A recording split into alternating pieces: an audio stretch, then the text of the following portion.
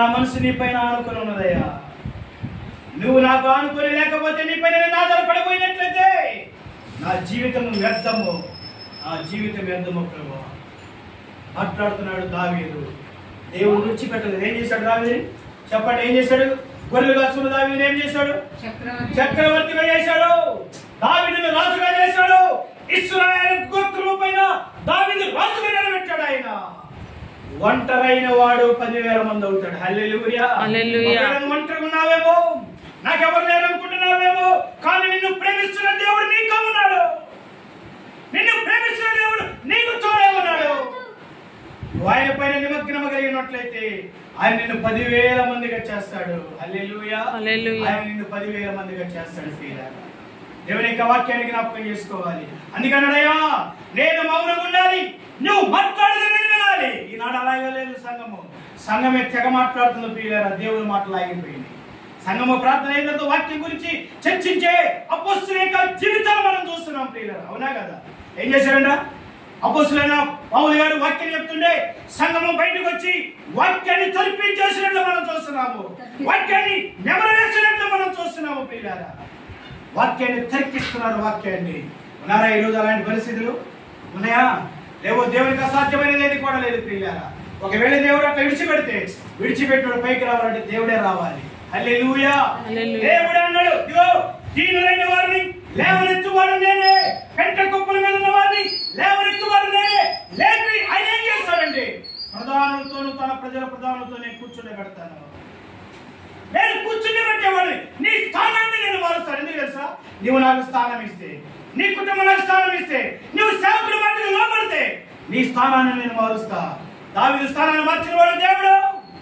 ఎడారిలో ఉన్నప్పుడు మౌనంగా నేను మౌనం ఉంటానయ్యా. నేను తగ్గవలసిన వాడినై ఉన్నాను, నువ్వు హెచ్చించవలసిన వాడినై ఉన్నావు. మనం తగ్గవలసిన వారమై ఉన్నాం, తరికించవలసిన వారమై ఉన్నాం. వాక్యాన్ని తరికించాలి ప్రియులారా. వాక్యాన్ని తరికించవలసిన వారమై ఉన్నాం. అందుకే కొన్నేళ్ళ గురించి చెప్తాడు. అతను శతాధిపతి అయినా, ఆయన ఇటలీ పటాలంలో అది శతాధిపతి అని రాయబడింది. ఆయన పేరు కొన్నేలి. పేరు మెన్షన్ రాస్తున్నాడు. ఆ పేరు దగ్గర నీ పేరు పెట్టుకో, ఆ పేరు దగ్గర నీ భర్త పేరు పెట్టుకో, ఆ పేరు దగ్గర నీ పేరు పెట్టుకో. ఆత్మీయ జీవితం ఎలా ఉందో జ్ఞాపకం చేసుకోవాలి. తీర్పు దినాన దేవుడు ఎన్ని అడుగుతాడు ప్రియులారా? ఏదో విడిచిపెట్టాడు ఆయన. క్రైస్తవ జీవితం ఆచరించడం చాలా కష్టం. ఏ మతాన్ని ఆచరించడం చాలా తేలిక. క్రైస్తవ జీవితం చాలా కష్టం ప్రియులారా. తర్కించే క్రైస్తవ కుటుంబాలుగా ఉండాలి. తర్కించే దేవుని యొక్క వాక్యాన్ని అనుభవించే వారిగా ఉండాలి. దాన్ని రుచి చూచి తెలుసుకోవాల్సిన వారమై ఉన్నాం ప్రియులారా. దాని గురించి అక్కడ చాలా చక్కగా మాట్లాడుతాం. దేవునికి ప్రార్థన చేయవాడు ఆ 3వ వచనంలో రాయబడిన పగలు ఇంచుమించు 3 గంటల వేళ దేవునికి స్తోత్రం ప్రార్థన చేస్తే దేవుడు వస్తాడు. దేవుని దూత ద్వారా నీతో మాట్లాడతాడు. కొన్నేళ్ళతో మాట్లాడాడు ప్రియులారా. ఈ రోజు నీతో మాట్లాడా? ఆయన మాట్లాడతాడు. మాట్లాడాయన చెప్పాలి. ఆయన మనతో మాట్లాడతలేడా? ఆయన మాట్లాడతాడు. కొన్నేళ్ళతో మాట్లాడిన దేవుడు ఆయన నీతో కూడా మాట్లాడతాడు. ఆయన ప్రార్థన జీవితాన్ని కూడా మనం చూస్తున్నాం. మధ్యాహ్నము ఇంచుమించు 3 గంటల వేళ ఏం చేశాడంటే నిద్రపోతున్నాడు. ఏం చేస్తున్నాడు? ఆయన ప్రార్థన చేస్తున్నాడు. ఏమైంది? మంచి అధికారి కదా, మంచి జీతం కదా, రోమా సామ్రాజ్యంలో మంచి పేరు ప్రఖ్యాతులు కలిగిన వాడు కదా. ఎందుకు చేస్తున్నాడు ప్రార్థన? ఎందుకు చేస్తున్నాడంటే నీవే నా రక్షకుడివి. ఎప్పుడన్నా చేసావు మనం? 3 గంటల వేళ, మధ్యాహ్నం 3 గంటల వేళ. ఆ సమయం మనకు నిద్ర సమయం. మనం లేవలేము. ఆ సమయం రాయబడిన మాట. అందుకే తన యొక్క జీవితాన్ని దేవుడు మార్చాడు. అందుకే తన కుటుంబ సభ్యులందరినీ రక్షించుకోగలిగాడు. దేవుడు సాక్ష్యం ఇస్తున్నాడు. బాయ్ కొన్నేళ్ళు నాకు వ్యక్తున్నాడు. ఆ వ్యక్తి నేను చూసినప్పుడు చాలా ప్రార్థన పడాడు. అంతవరకే కాదు, చాలా దేవునికి కృతజ్ఞతాస్తుతులు చెల్లించాడు. మధ్యాహ్నం 3 గంటల వేళ తన ఇంటిలో మోకరించి ప్రార్థన చేసేవాడు. 3 గంటల వేళ ప్రార్థన. దేవుడితో ఎలా మాట్లాడతాం? దేవుడితో ఎలా ఒక వ్యక్తితో మాట్లాడేప్పుడు ఆయన చెప్పిన మాట మనం చెప్తాం, మనం చెప్పిన మాట ఆయన చెప్తాడు. కానీ దేవునితో మాట్లాడాల్సిందేనండి. ప్రార్థన పూర్వకంగా దేవునితో మాట్లాడాలి. ప్రభా ఇదిగో నా పరిస్థితి ఇది, నా కుటుంబ పరిస్థితి ఇదే. ఒక టైం పెట్టుకోవాలి. టైం పెట్టుకుని ఆచరించే ప్రార్థన చేసిన ప్రతి ఒక్కరిని దేవుడు దీవించాడు ప్రియులారా. దేవుడే దీవించాడు.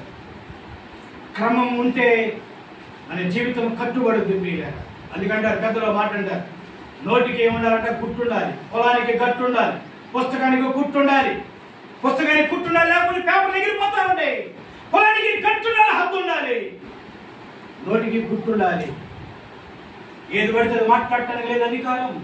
ఒక దినాన దేవుని ఎదుట ధర్మపీఠం ఎదుట ఆయనతో నువ్వు మాట్లాడవలసిన ఆయనకి ధవళ సింహాసనం పైన ఎదురు నిలబడి నువ్వు మాట్లాడవలసిన వాడవేనో. ఏమి మాట్లాడుతున్నావో, దేని గురించి చర్చిస్తున్నావో, దేవుని యొక్క వాక్యాన్ని ప్రకటించి అనేకమైన లోక విషయాలు మాట్లాడుతున్నావేమో. వాటి వల్ల ప్రయోజనం లేదు, మనకి జ్ఞాపకం చేసుకోవాలి.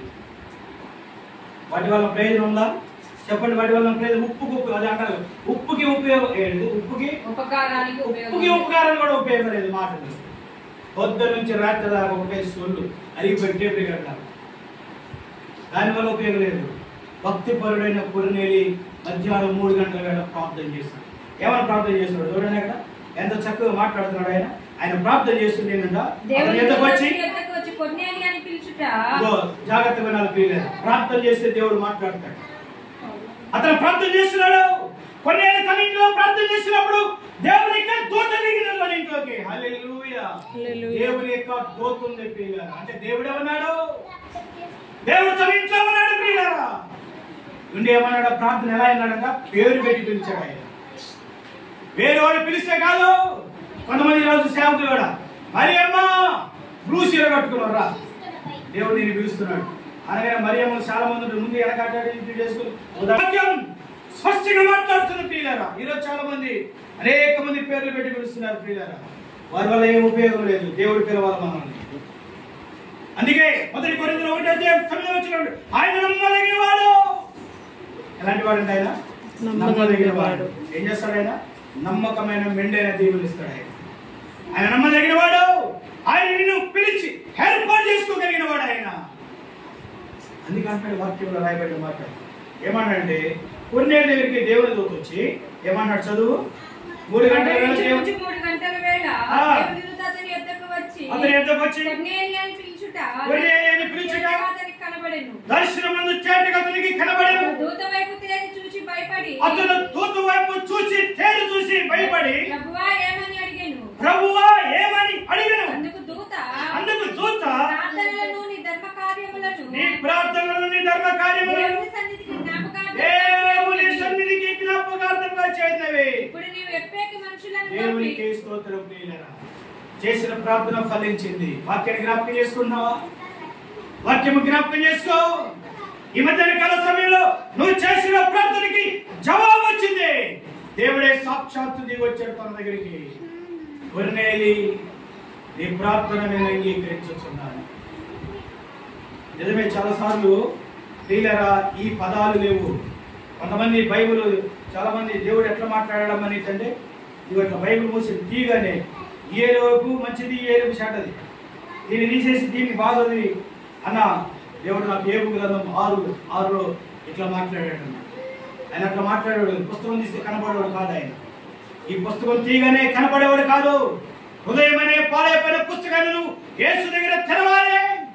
పాడైపోతున్న అనేకమైన ఆలోచనలు కలిగి ఉన్నటువంటి నీ హృదయాన్ని యేసు దగ్గర తెరవాలి.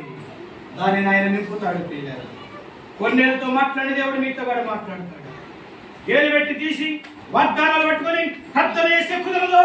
ఆయన మనతో మాట్లాడాలి. ఆయన మాట్లాడే దేవుడు. ఆయన ఏ దేవుడు? ఆయన మాట్లాడే దేవుడు. ఆయన చెప్పాలి. ఏ దేవుడు? ఆయన మాట్లాడే దేవుడు. ఎవరితో మాట్లాడతాడు? ఎవరైతే ఆయనతో మాట్లాడతారో వాళ్ళతో మాట్లాడతాడు. ఎవరైతే నోరు మూసుకుని కూర్చుంటారో, ఎవరైతే మనకి కాదులే ఇది మనకి సంబంధం లేదులే దినం అయిపోతుంది కదా నెక్స్ట్ దినంలో మనం చూద్దాంలే అనుకున్న వారితో వాడు మాట్లాడు. ఆయనతో నువ్వు మాట్లాడబోతే ఆయన నీతో మాట్లాడడు. నీ పుట్టిన కుమారుడికి నువ్వు మాటలు నేర్పకపోతే వాడికి మాటలు రావు. తల్లి ఎవరో తండ్రి ఎవరో నీ కుమారుడికి చరించకపోతే వాడికి వాయ వరుస లేకుండా పోతుంది. అవరే కదా, అరే మీ డాడీరా, మీ మామరా, మీ తాతరా అని చెప్పకపోతే వాడికి తెలియదు. వాడికి తెలియదు. నీవే నేర్పాలి. అందుకే మనం కలుగు చేసిన దేవుడు మనకి నేర్చుకున్నాడు. ఆయన మనకి నేర్చుకున్నాడు.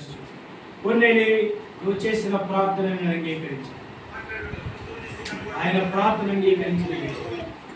మన ప్రార్థన అంగీకరించాలి. ఆయన నేను ఆ ప్రార్థన అంగీకరించవలసిన వాడే ఉన్నాడు.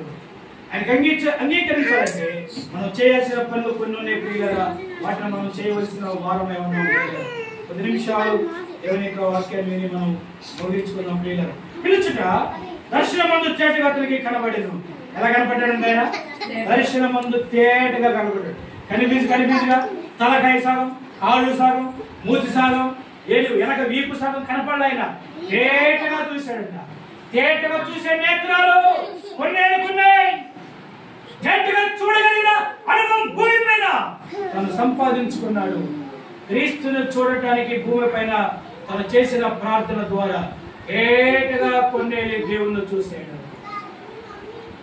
మధ్యాహ్న కాల సమయంలో ప్రియులారా, నీవు నేను మనమందరం కూడా ఈ కళ్ళతో కాదు ఆత్మ నేత్రాలతో మనం దేవుణ్ణి చూడాలి.